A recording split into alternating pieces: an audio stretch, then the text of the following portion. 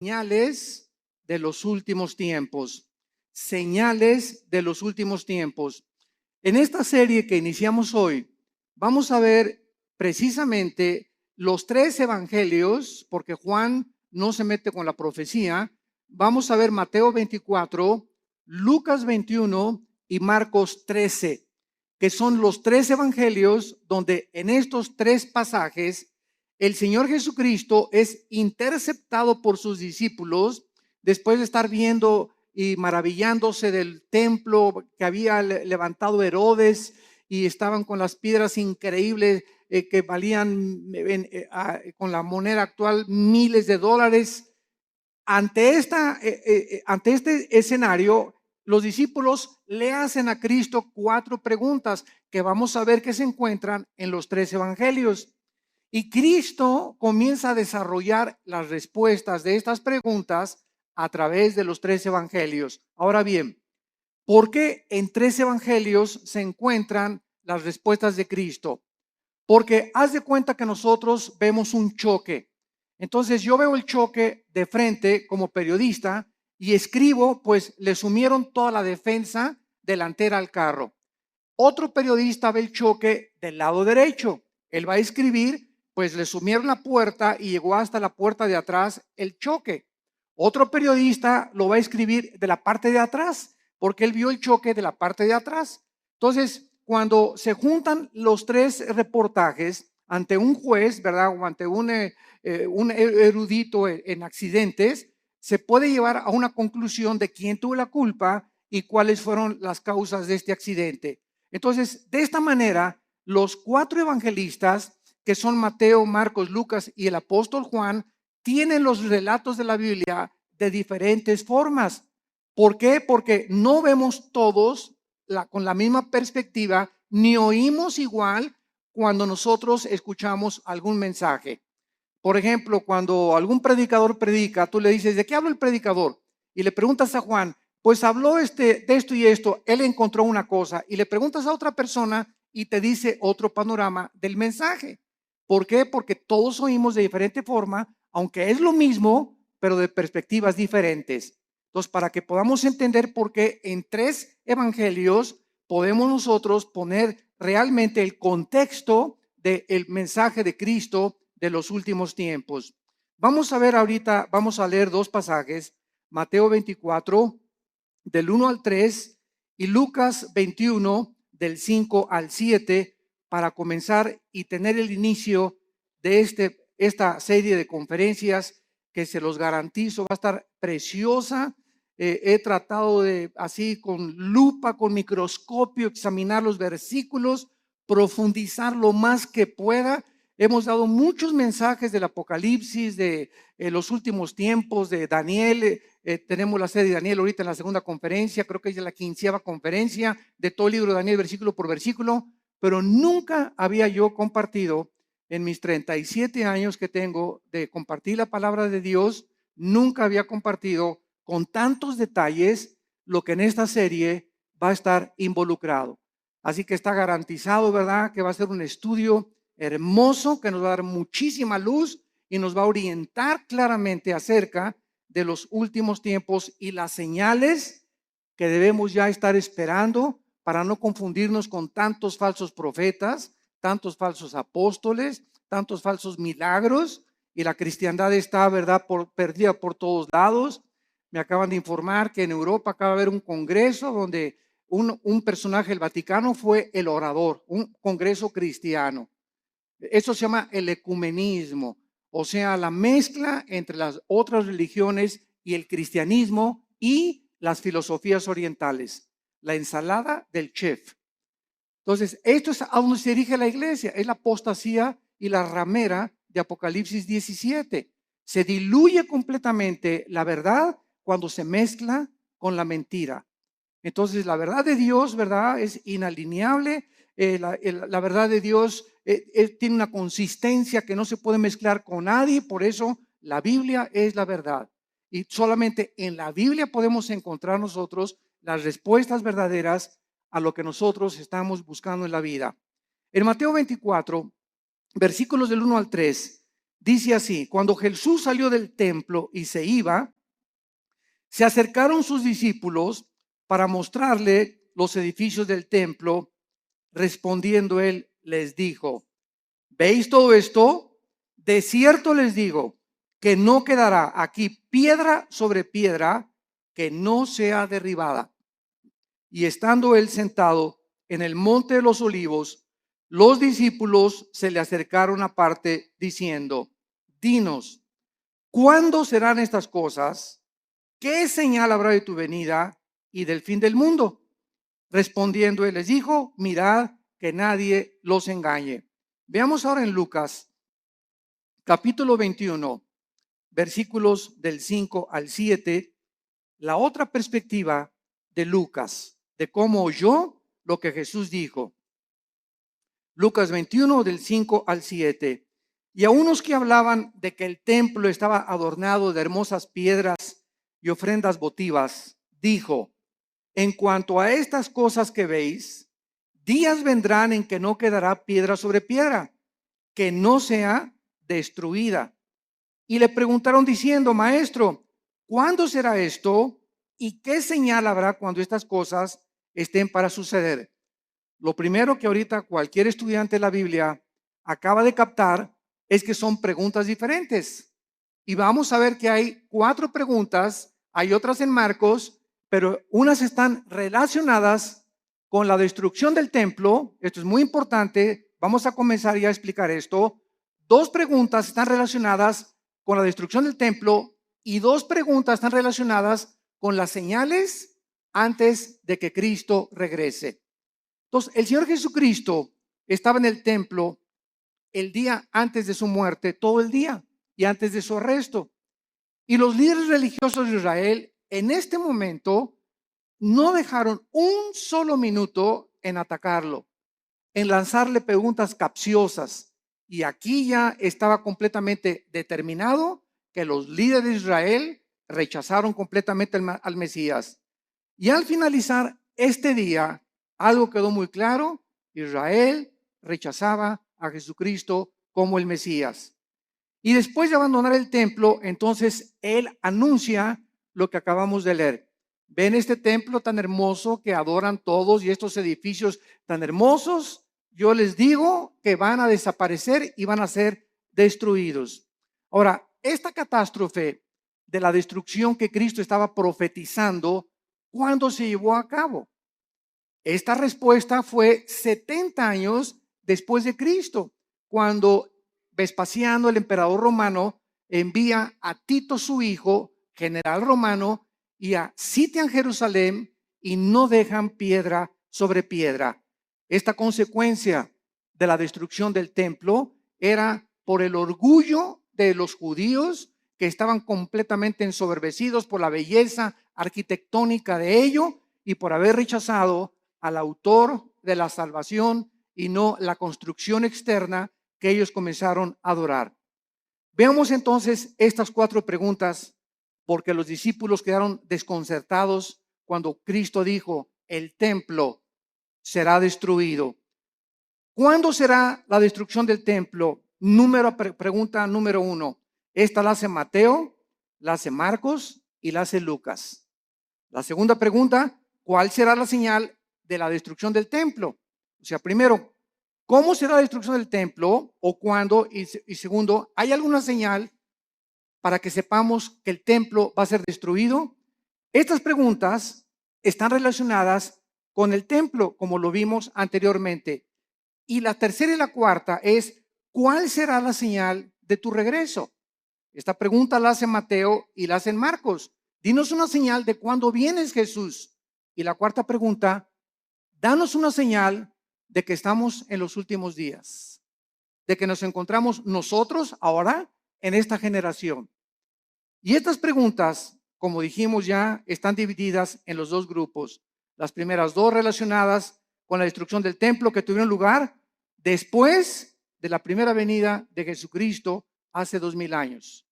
Entonces, las primeras preguntas son relacionadas después de que Cristo murió, y las otras 2 se van a cumplir antes de que Jesucristo regrese.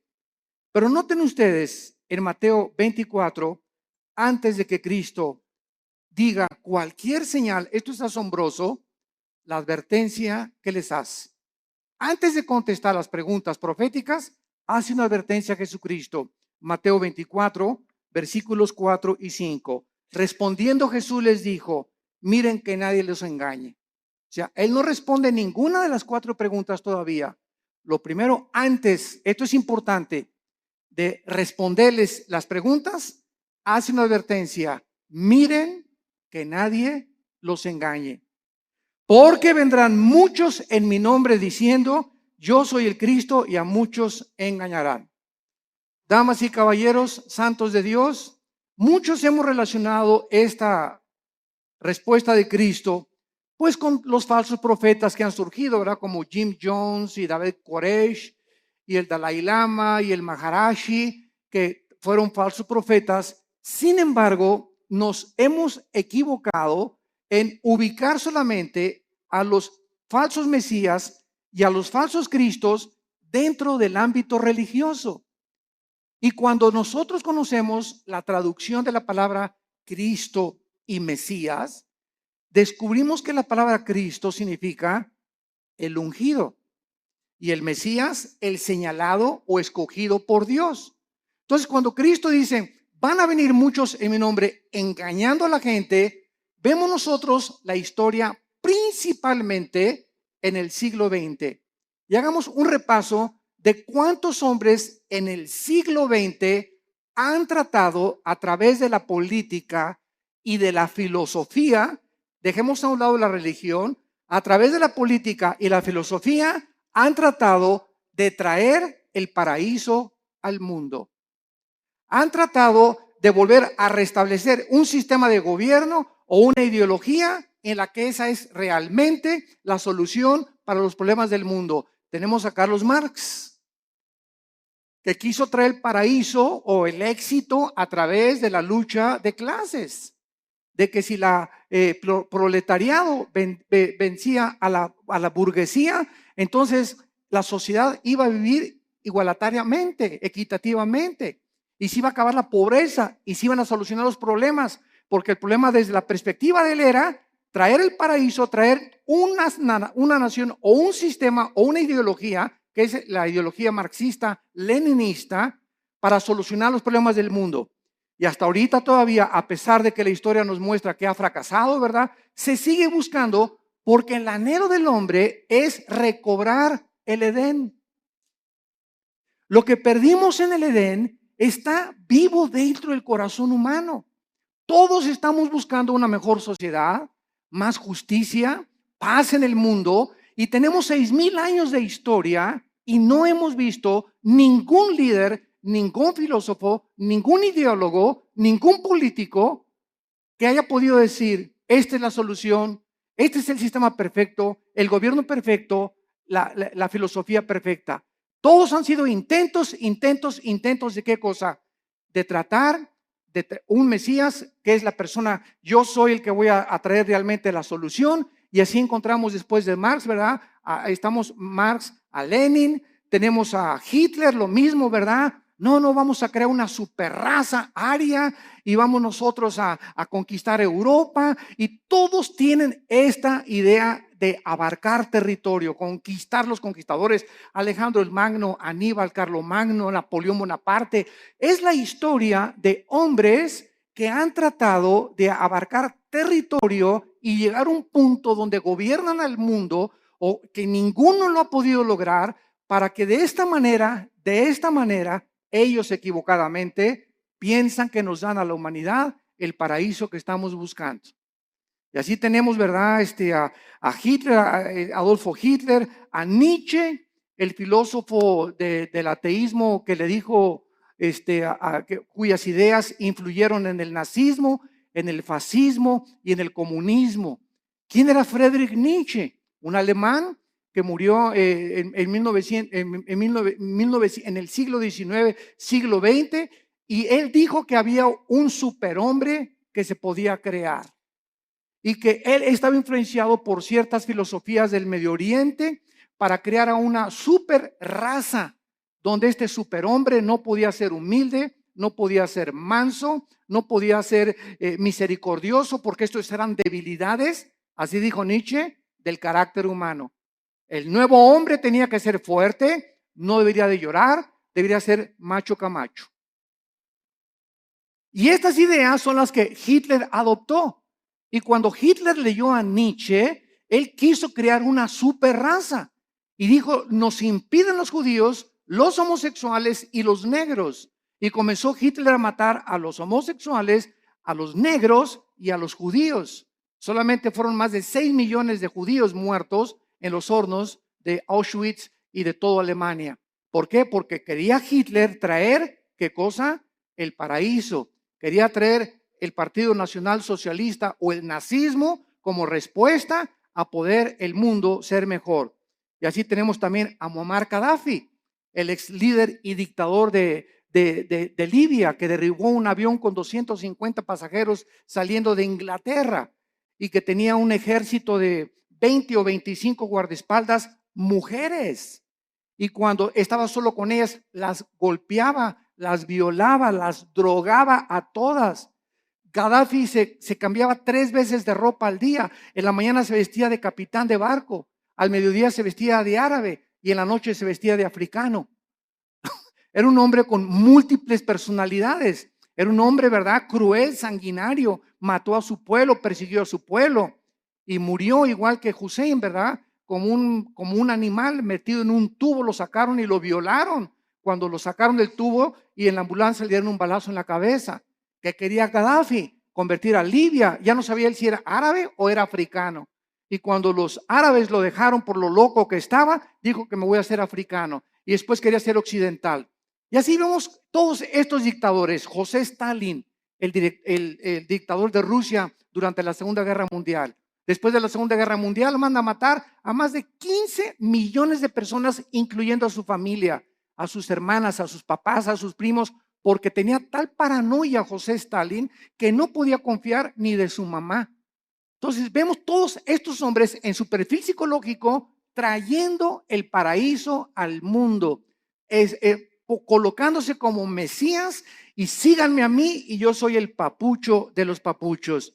Y así tenemos, ¿verdad? Al Maharishi, también los filósofos orientales, el Maharishi, que cuando los Beatles, el famoso grupo inglés, en los 60s, a principios de los 70s, viajaron a la India. John Lennon viajó a la India y allá conocieron al Maharishi, las filosofías orientales. Y cuando John Lennon regresó de la India, trajo la marihuana a Inglaterra.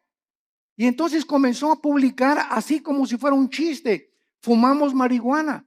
Y en la época de los 60s y los 70s, el 80% se calcula de los jóvenes en el mundo, en Europa y en América, le entraron a la Verde y a la Golden de Acapulco, a la marihuana. Era un mundo, ¿verdad?, donde la marihuana era lo más normal en esa época de los 60s o de los 70s. Entonces, ¿por qué? Porque el Maharishi dijo, al llegar a Los Ángeles, Dios está llegando a Los Ángeles.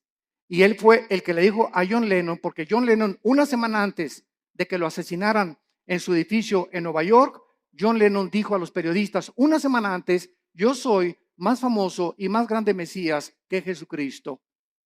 Y a la semana lo asesina un loco, ¿verdad?, que venía de Hawái, que dijo que oyó unas voces que no entendía por qué. Él nunca había matado a nadie, que le decían las voces, mata a John Lennon. Y fue y lo mató. Vemos nosotros la obra de Satanás, ¿verdad? Y cómo Dios se hizo un lado ante un hombre que lo estaba retando y estaba diciendo que era mayor que su hijo Jesucristo. Y así tenemos a Jim Jones, que se llevó a 900 personas a la Guyana, 1978, junto a Venezuela en la Guyana. 995 personas les da a beber veneno con Kool-Aid, porque les decía que iba a venir la Tercera Guerra Mundial y que era mucho mejor morirse que poder que seguir viviendo, y todos se bebieron el veneno. Llegaron y encontraron a todos boca abajo, ¿verdad? 995 personas que este hombre las engañó y les dijo que él era Dios, que él era un Mesías. Cuando llegaron a la Guyana les dijo a los esposos, sus esposas son mías. ¿Quién, te preguntas, en sus 5 sentidos puede entregarle su esposa a un loco? o para que se le entregues tienes que estar igual de loco o más loco que la persona que te la pide. Entonces, vemos que esto es posible en la naturaleza humana, que se llega a un grado donde se pierde completamente la coherencia, la racionalidad, la inteligencia, la lógica, y así encontramos cantidad de líderes que tienen un harén de 4 o 5 muchachas, y las muchachas están convencidas que él es el Mesías, como Charles Manson, el que mató a Sharon Tate, la esposa de Roman Polanski, en Los Ángeles, California, que comenzó Charles Manson a tener un ejército de muchachitas, se dormía con todas, y un día se levantó y dijo, tenemos que matar a una persona. Fueron a la casa de esta famosísima artista china, Sharon Tate, la cuchillaron, estaba ya embarazada, y pusieron puercos con sangre en las paredes. Claro que está ahorita en la cárcel, ¿verdad? Se tatuó aquí la suástica de Hitler, la tiene tatuada Charles Manson, y ¿verdad? Pues está completamente loco. Lo mismo, él quería establecer el paraíso con ese grupo de personas. Jim Jones quería establecer el paraíso allá en la Guyana, y todos estos hombres han tratado de decir, nosotros tenemos la solución, y solo hay un hombre que dijo, yo soy el camino, la verdad y la vida. Un solo hombre ha atrevido a decirse, yo soy el camino, y lo ha demostrado con su vida, con su muerte y con su resurrección. Miren que nadie los engañe, porque vendrán cantidad de personajes políticos en el ambiente artístico, en el ambiente filosófico, en el ambiente religioso, ideológico, que van a traer disque soluciones y nuevas ideas para convencerlos que debemos de seguirlos a ellos. Y a muchos engañarán.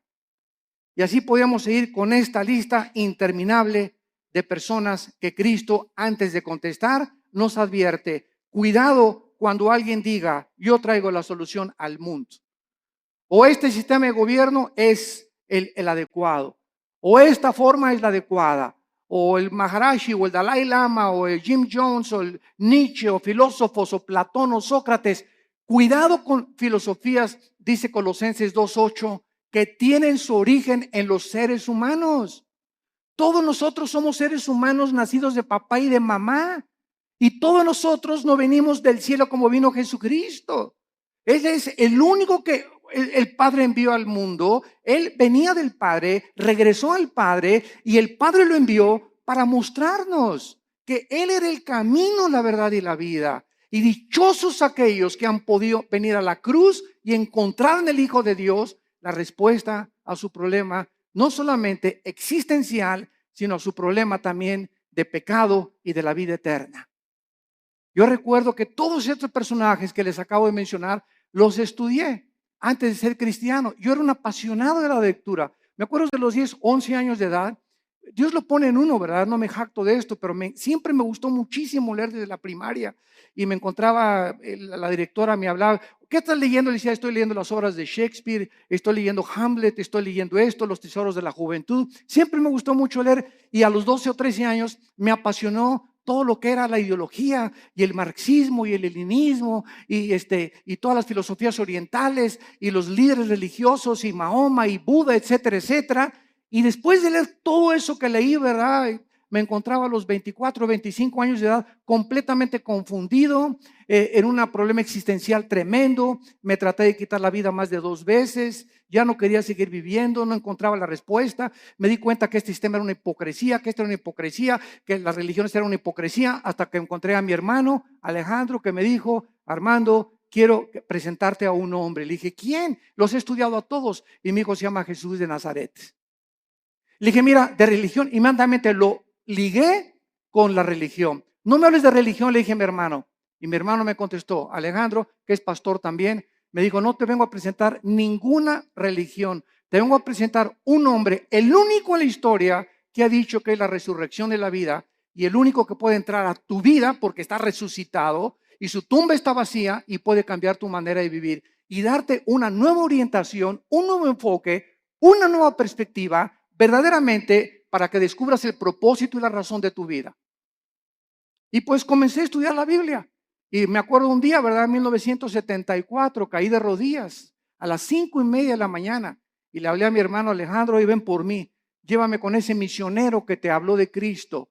ya no puedo. Y me acuerdo que en 1974 a las 5:30 de la mañana estaba en la oficina de este misionero bautista norteamericano, caí de rodillas, él mostraba la Biblia, la paga del pecado y la muerte, la vida eterna es de Jesucristo. Y cuando me comenzó a enseñar así la Biblia, sentí, ¿verdad? Como que saltaban las páginas y al ver así la Biblia, como que las letras se salían y sentí algo que nunca había sentido y sentí una convicción de pecado, de lo sucio que estaba y de lo endemoniado que al Gadareno haber sido Pinocho junto con los que yo traía, que caí de rodillas llorando y le dije, Señor, perdóname, si tú eres el Cristo y eres la razón por la cual yo nací y realmente tú tienes la respuesta a mi problema existencial, te prometo que te sigo con todo mi corazón. Y en ese momento yo había llegado al final de mi búsqueda. Ya no tenía a nadie a quien buscar. Lo que realmente, el vacío que tenía yo, el vacío que han tenido todos esos líderes, el vacío que existe en la gente, es el vacío que solo Jesucristo puede llenar en tu vida y en tu vida y en tu vida. No hay nadie más, ni sigas buscando más, porque vas a seguir una búsqueda completamente vacía y completamente que no te va a satisfacer jamás. Cuando tú llegues a Jesucristo, has llegado al hombre que realmente tiene las respuestas a tu problema de dónde venimos, quiénes somos y a dónde nos dirigimos. Y es maravilloso, ¿verdad? Cuando estudiamos a Jesucristo, que venimos a estudiar una persona que nos da respuestas que trascienden completamente la lógica y la inteligencia humana. Y precisamente como él dijo, mis pensamientos no son vuestros pensamientos, ni mis caminos son vuestros caminos. Al venir a la Biblia, nos estrellamos, chocamos con la mente de Dios porque no es nuestra mente. Y por eso el hombre natural, como dice 1 Corintios 2, no entiende las cosas de la Biblia. Y llegan por acá y, ay, ¿por qué tanta sangre? ¿Y por qué Dios mandó matar a los cananitas? Y aquí hay una contradicción. Y aquí hay esto. ¿Por qué? Porque en su mente, en su actitud, no están buscando la verdad. Están tratando de encontrar errores que existen en su limitación intelectual. Entonces, el problema no es el problema de Dios. El problema es el problema de nosotros, que somos como caracoles, como garbanzos, como renacuajos comparados con la inmensidad de la mente de Dios. Y que si vamos a comenzar a caminar con Dios, tenemos que caminar de rodillas detrás de Él, de rodillas. No se puede, dicen que la puerta del cielo es una puerta chaparrita, porque solamente entran los que se arrodillan. Pero si quieres entrar parado, te vas a estrellar, porque es la soberbia intelectual del ser humano la que le impide poder encontrar la verdad. Y fue la razón por la cual los líderes de Israel rechazaron a Jesucristo. Este viene a cambiar nuestra religión. Este viene a amenazarnos. Es una amenaza. Tenemos que eliminarlo, porque si no, no podemos nosotros seguir estableciendo el paraíso a través de las religiones. Y las religiones, todas las religiones, conducen a la muerte, porque el cristianismo no es una religión, es una relación personal, viva, dinámica, orgánica con alguien que vive en este momento y que quiere entrar a tu vida. Muy bien.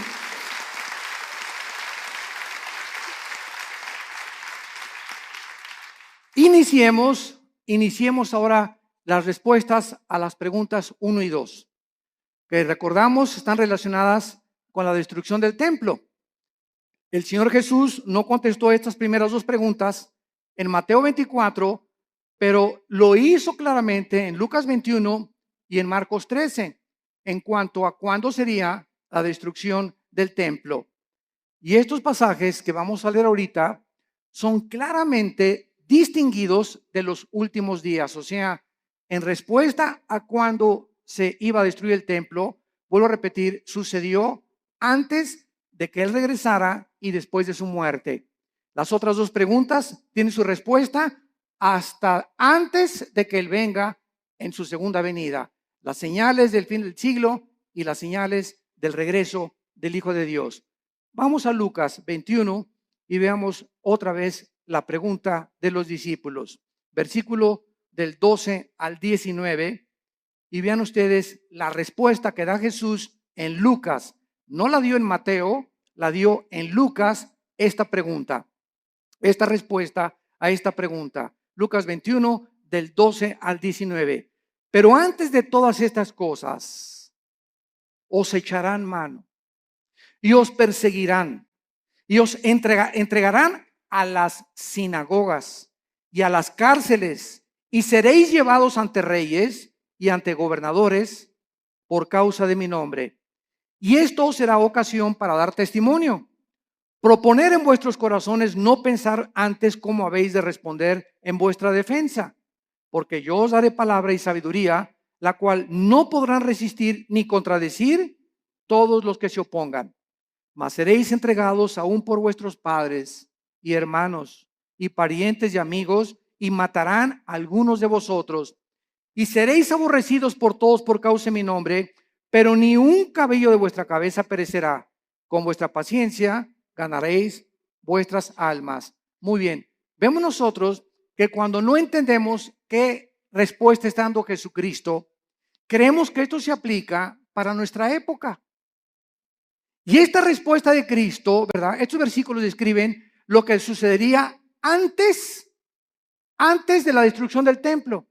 O sea, entre la muerte de Cristo y la destrucción del templo pasaron 70 años, porque fue en el año 70 después de Cristo cuando el general Tito, los romanos, arrasaron Jerusalén. Entonces, Cristo está describiendo ahorita lo que iba a suceder inmediatamente después de su muerte y antes de la destrucción del templo.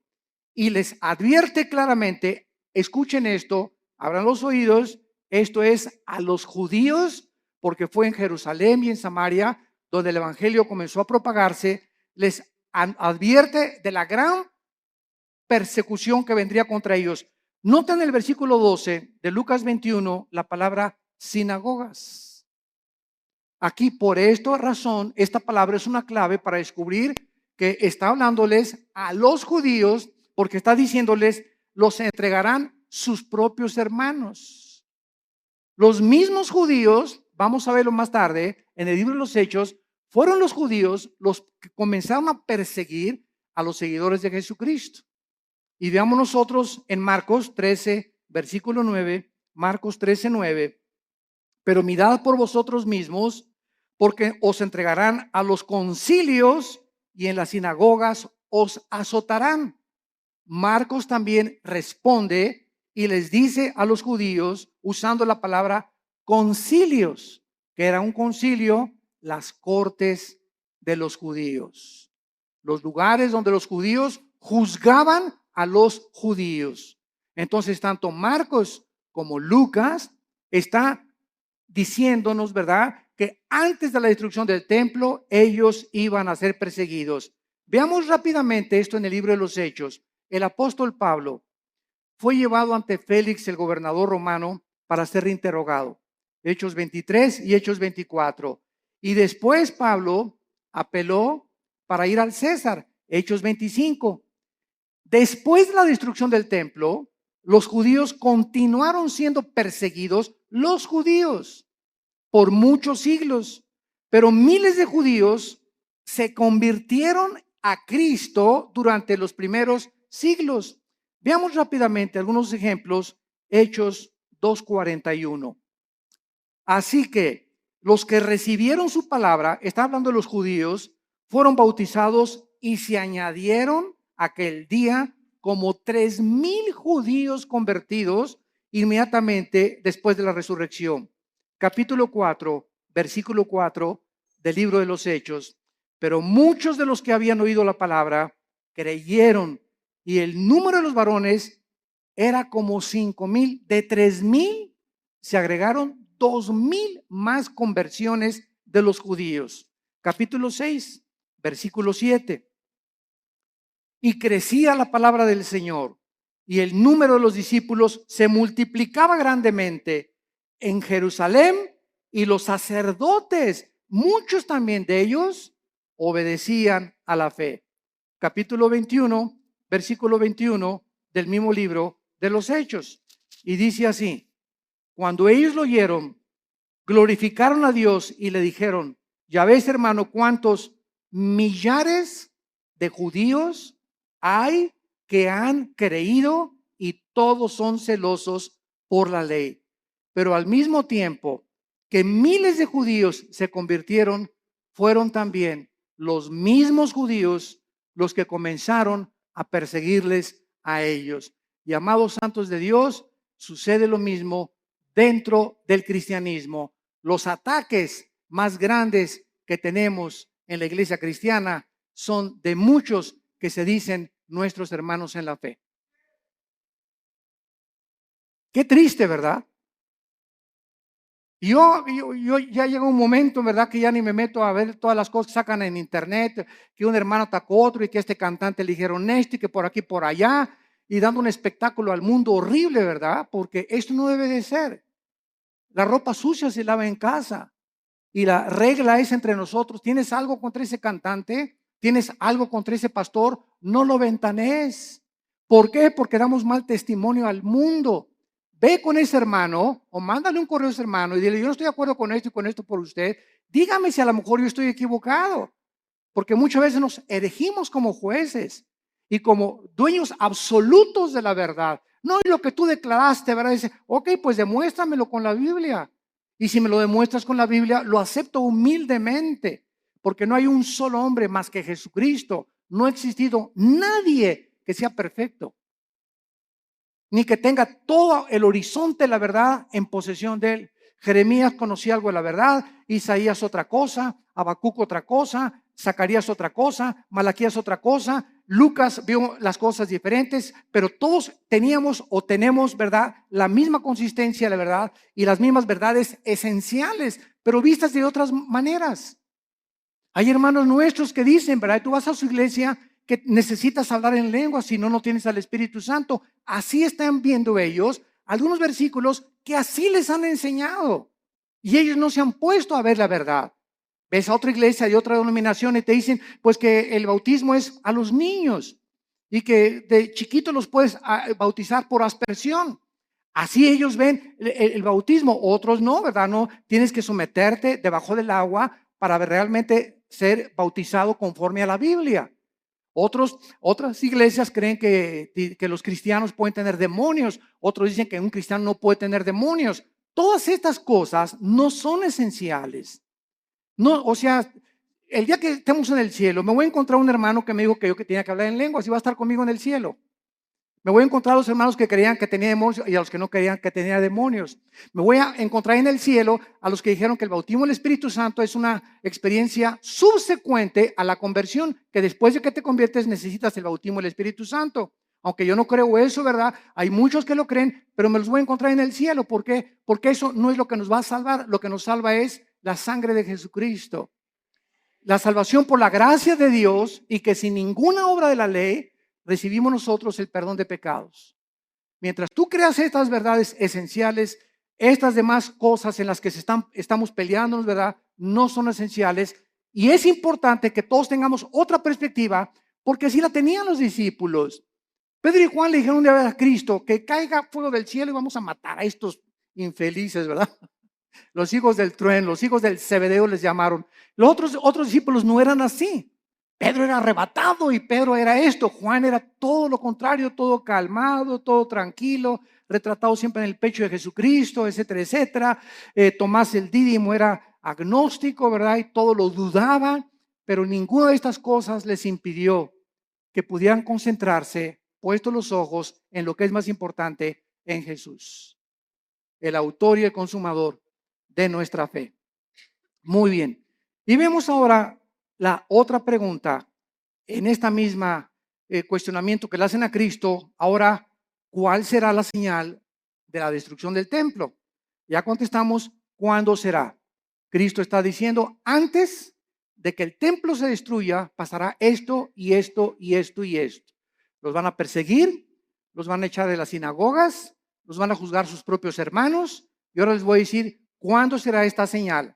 La historia nos confirma, esto es asombroso. La historia nos confirma que la Biblia es la palabra inspirada por Dios.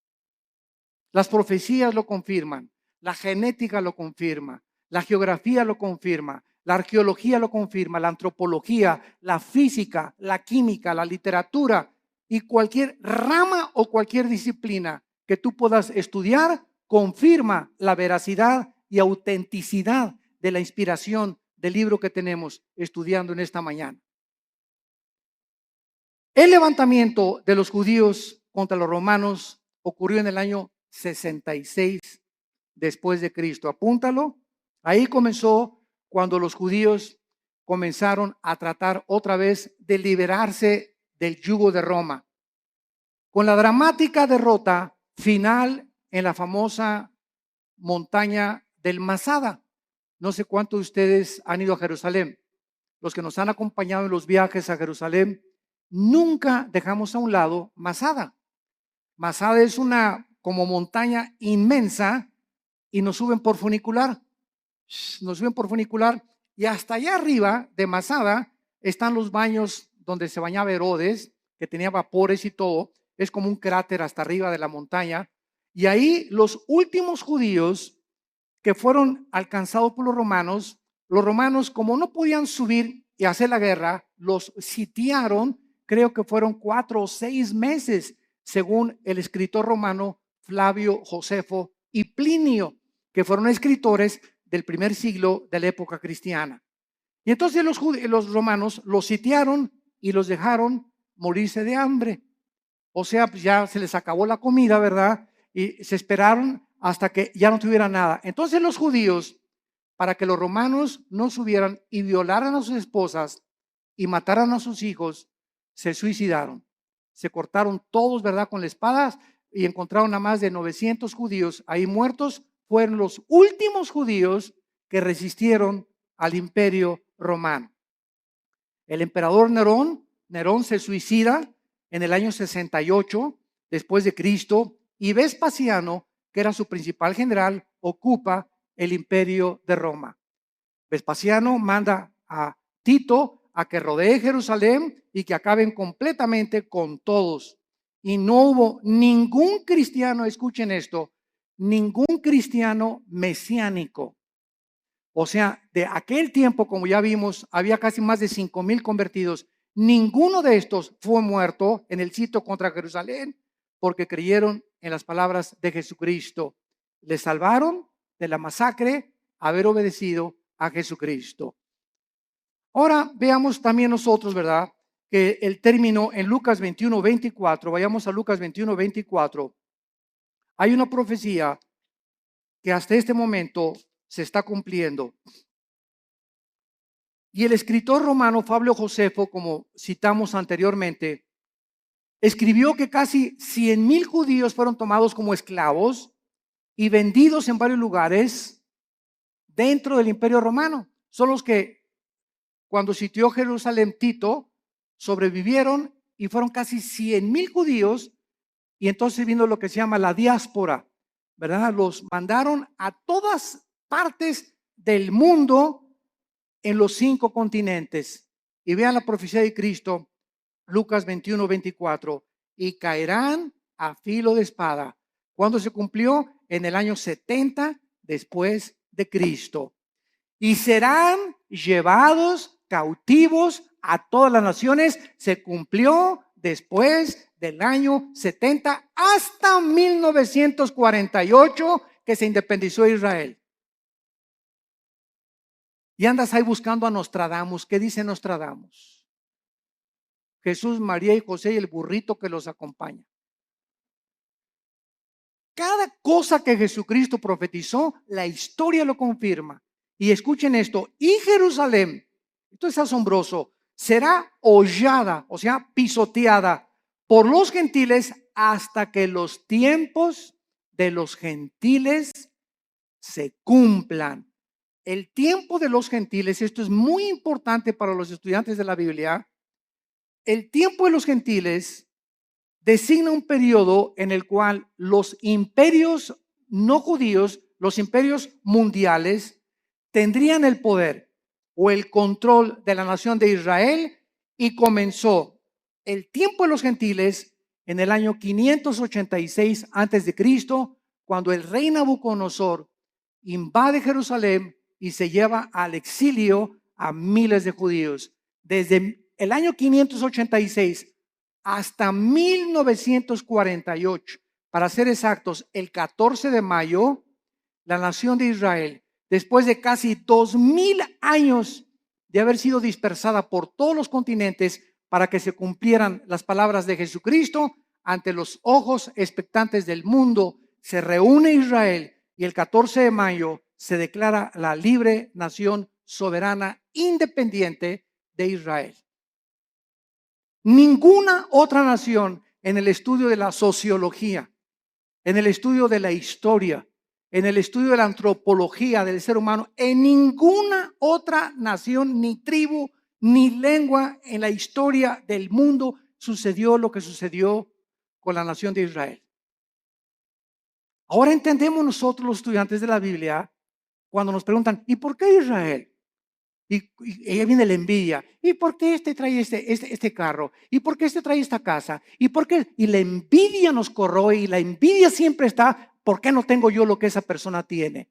Y sabemos la respuesta, simplemente porque Dios escogió a Israel para que los ojos del mundo se concentraran en esta nación y pudiéramos ver nosotros, esta generación que ahorita está escuchando estas palabras, que somos la generación le llaman en inglés los baby boomers, los que nacieron del 45 más o menos a nuestros años, o los del 70 o 70, 80, o naciste en los 90, etcétera. Pero tú eres testigo de que en el 48 Israel regresó conforme a profecías de hace 2500 años y las palabras de Cristo hace 2000 años. Entonces, esta es la razón por la cual Dios escogió a Israel, no porque sean más inteligentes, ni simplemente para que se concentraran las profecías de los últimos tiempos, y nosotros, los estudiantes de la Biblia, los que estamos buscando qué tiempo estamos viviendo y en qué generación nos encontramos y cómo debemos de vivir en estos tiempos, ver que Israel es el termómetro de Dios. Israel es el termómetro de Dios. Y todo lo que sucede en Israel físicamente sucede en el mundo espiritual. Y así como Israel está siendo ahorita amenazada, nunca en la historia, desde hace 2000 años, la iglesia se había visto tan amenazada como en el siglo XXI. Nueva legislación de los matrimonios gays. La nueva legislación, escuchen, están las Naciones Unidas por declarar que Jerusalén no pertenece a los judíos, la van a declarar. Hace una semana lo dictaminaron la ciudad internacional. Les van a quitar a los judíos Jerusalén. El Papa acaba de reconocer, Francisco acaba de reconocer a Mahmoud Abbas, el líder del grupo terrorista más grande en el Medio Oriente después de ISIS, que es el ángel de la paz. Y que merecen tener un Estado palestino. Entonces, están pasando cosas en el mundo que dicen, no es posible que esto suceda. Y por si fuera poco, en México se nos escapa el Chapo Guzmán. Y todavía para rematarle, ¿verdad? Corren al pobre del Piojo Pérez. Herrera, digo. Están pasando tantas cosas, ¿verdad? Tanto en el ambiente deportivo, cuando el ambiente dices, no es posible, no es posible, no es posible, esto es posible. Y cosas así, ¿verdad? Yo recuerdo en 1960, 70, cuando declararon a Yasser Arafat el Premio Nobel de la Paz.